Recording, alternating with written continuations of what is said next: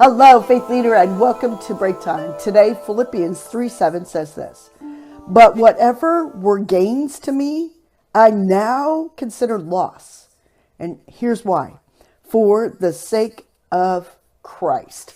I love it. I love walking through where Paul used to place his confidence, and now he's placing his confidence here. So if you back up over the last couple of days, and I challenge you to go do this, because all this week we're going to talk about what losing something is to gain something.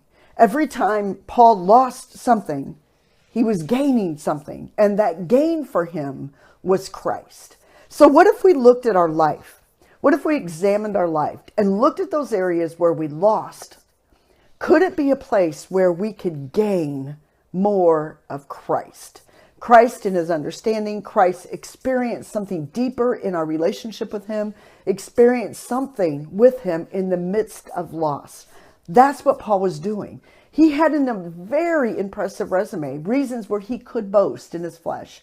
But there was only one thing that he was willing to lose it all compared to this one thing, and that was his relationship with Christ.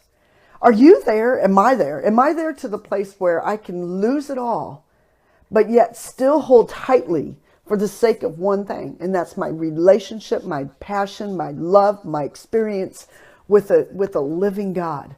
That's where he was at. And it's interesting because it seems like when the Lord is trying to move things out of my life, have you ever noticed how you can go chase after them, trying to still find meaning and significance in those things that Christ is trying to push out? And you know why he tries to push some of the things that you're clinging to that make you feel confident, push those out of your life, is only so that you could gain more of him. And we're going to talk about this gain, but don't be afraid of the losses in your life. Don't cling to those things that are gone. Cling to the gains, the space that you have now, that you can gain Christ in the midst of all your loss.